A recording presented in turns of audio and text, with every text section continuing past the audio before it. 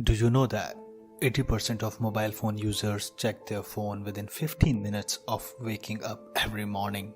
And most of them do that as the last thing before they go to sleep. And have you ever thought why we are so addicted to social platforms like Facebook, Twitter, and Instagram? Is there a certain pattern behind the formation of these social platforms that makes us addicted to them? In this video, I'm gonna give you the psychological explanation of your social media habits and addiction. So keep watching.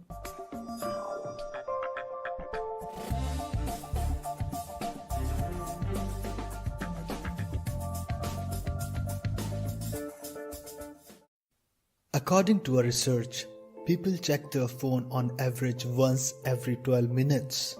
That is 80 times a day. We all feel an impulsion to check our Facebook and Instagram and other social media platforms. There's an uncontrollable urge to check every time we receive a notification. We visit them for a few minutes and then end up scrolling our feeds for hours and hours. It's an urge, a kind of itch we feel all the day, but we hardly think about it. Why is that we feel an irresistible itch, a craving to check our phone, our social media accounts after every few minutes? For this, you need to understand the psychology of habits and behaviors. According to cognitive psychologists, a habit is something that we do with little or no conscious thought. The short answer to our social media addiction is that these products are engineered in a way that they create new behaviors in us and alter our existing behavior. They do it by manufacturing new habits in us, and they do it in a way that they are able to control our actions and our minds. In his famous book Hooked, Nir Eyal explains the four-phase process which tech products like social media platforms use to make them habitual for their users. The Hook model has 4 phases. To get habitual using a social media platform, you have to go through these 4 phases: trigger, action, variable reward, and investment. But before digging into the Hook model, let's first understand this. We have the ability to develop habits of doing things repeatedly without a need to focus on those things. For example, we always prefer to use only the same side hand for most of the tasks. The lefties use their left hands and righties use the right hands mostly. Also, someone who has a habit of nail biting does not have to think about nail biting for doing it. There are several other activities that we do in a day with little or no conscious thought. And it happens because of our habits, the ability of human to put their brain on autopilot, unaware of their actions. A script of our behavior written inside our brain is instructed to our body to carry out these activities without a need of focus or mindful awareness. So, what is a habit?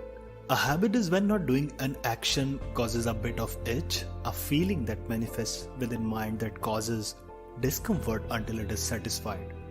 The habit-forming products we use are simply there to provide some sort of relief. These products create associations in users' mind, and that the solution to their pain may be found in the product's use. Now let's understand Hook model by Nir Eyal, which is basically a framework for our social media habits. So the first phase of Hook model is trigger. A trigger is basically a call to action that communicates with user about what to do next. The chain reaction that ultimately leads to a habit starts with a trigger. For example, in this Netflix ad, join for a free month is a call to action for a user to watch the videos from anywhere, anytime in the world. In an online world, it can be anything like notification, sign up button, or filling up a form. But you might be thinking that you did not see a Facebook or Twitter ad to sign up. Then how does it work? Well, there are so many kinds of triggers, and one of them is relational trigger, which means a person telling other person to use a product or service by word of mouth or electronic invitation. For example, the invite that you might have received from your friend to install an app or to play a video game. The purpose of an external trigger is to get you on the platform. Once the user start using the product, an internal trigger is automatically developed in the user's mind. Internal trigger is not something that you can see, touch or hear. Internal trigger helps you learn a behavior, and that is what to do next under a certain condition. For example, there's a guy named Rohan, and let's say Rohan is a senior manager in an MNC and he has a habit of drinking at night. A trigger for Rohan that leads him to drinking usually happens sometime around 10 o'clock. After a long and tiring day and after accomplishing a lot, Rohan's brain still wants to be in productivity mode, but his body is exhausted. He reaches a point of tiredness and irritation and he is looking for something to relax and chill, and so he built up a habit over time that his brain says, if you consume alcohol, you are going to feel that relaxed feeling. Let me give you another example. Suppose there's a girl whose name is Kate. She is an Instagram user, and whenever she visits a new place or have a new special moment in her life, like eating a delicious dish, meeting a long-time friend, attending an event, she clicks a picture and posts it on Instagram. In journal, it looks like she clicks a picture when she has some cool experience, right? But on a deeper level, the Instagram has successfully manufactured a predictable response to an internal trigger here. Whenever she has some good moment in her life, a need is triggered to capture that moment and to share it with her followers on Insta. An internal trigger helps in retaining a user on the social media platform. It also works on psychological phenomena which is called FOMO, that is fear of missing out. In the example that I mentioned, Kate often uses Instagram when she fears a special moment will be lost forever. Facebook initially triggers you with notification to open the app, but eventually you begin to associate using it with internal triggers like boredom or anxiety. On the next phase of social media addiction journey, a user has to take an action and start using the platform, because a trigger is useless if you do not take an action. An action is a simple click or tap, some scrolling or whatever gets the user to interact with the product. Is there a formula that drives our actions? Yes, there is. It was given by Dr. B.J. Fogg, who is a behavior scientist at Stanford University. It states that for a trigger to succeed, the right levels of motivation and ability must come together. Let me explain it to you by a real example. Imagine a time when your phone rang but you didn't answer. But why not? What could be the possible reasons? First, maybe the phone was in your bag or in the other room, so your inability to answer the call easily inhibited the action. Second, maybe the call was from someone you didn't want to talk to, or it was just a telemarketer call, so your lack of motivation influenced you to ignore the call. The third reason can be maybe you had phone in your arm's reach and maybe the call was important for you, but the phone was on silent, so you missed it. So lack of trigger here was the reason. We all humans are motivated to seek pleasure and avoid pain, to seek hope and to avoid fear, and finally to seek social acceptance and avoid rejection. This defines the level of your desire to take action for the product. You don't feel an urge to open your fridge again and again because you already know what could be inside the fridge. But suppose whenever you open a fridge, a different treat magically appears, and it will definitely create an urge inside you to open the fridge again and again. And this is called variable reward. Once the user has started using the platform, it's important for the company to keep user engaged, to keep user hooked with the social media platform. You start getting dependent on the platform as a reliable solution to your problem. The social platform serves as the ointment to the itch that I discussed earlier. The third phase to your social media habits is variable rewards. Social media platform provides rewards by solving a problem of the user. Why variable rewards plays an important role in our social media addiction? To understand this, let's first understand more about the functioning of our brain.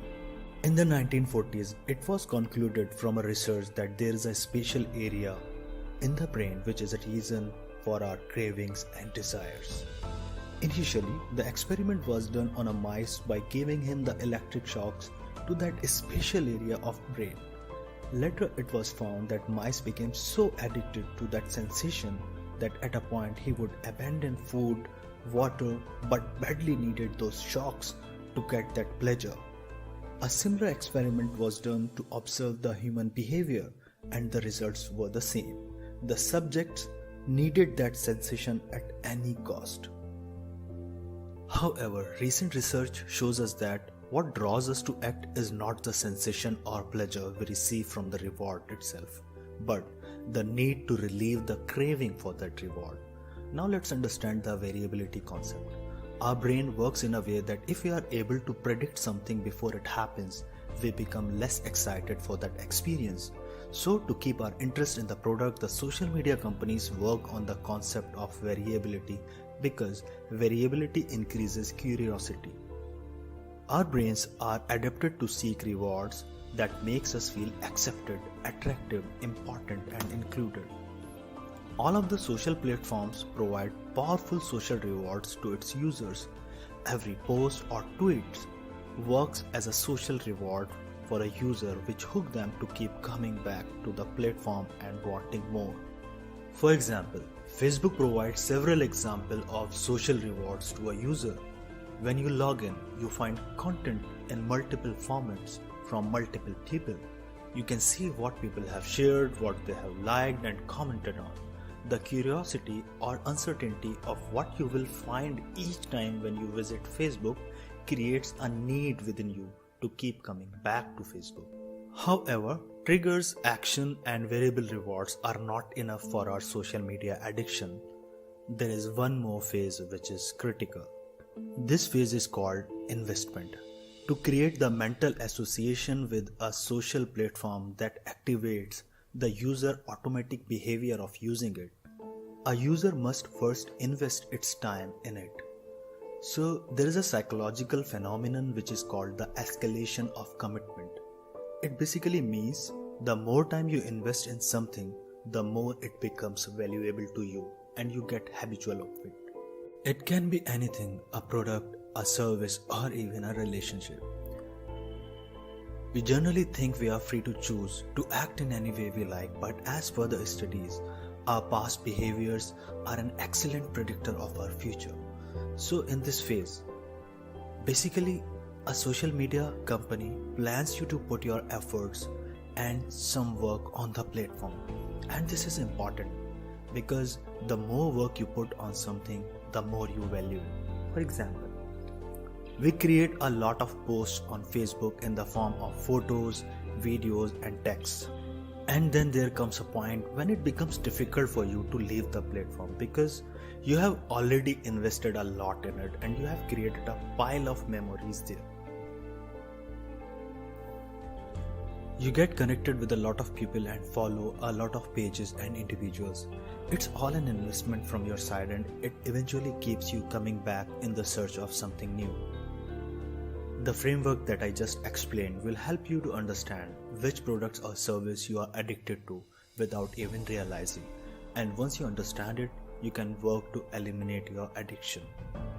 I will create another video and will explain how you can eliminate your social media addiction. But we need to understand the true essence of social media. The solution doesn't lie in its immediate elimination, but in changing our consumption patterns in a way that is best for us. Designing our habits in a way that puts our energy into more productive things will keep at bay the addiction cycles. And this model is helpful for people who love video games. If you want to know more about this framework, you can read the book Hooked by Neil Ayal. I have put the link in description. Alright, that's it for now. If you like the video, please give it a thumbs up, share with your friends and subscribe to Zen Notes. Bye bye.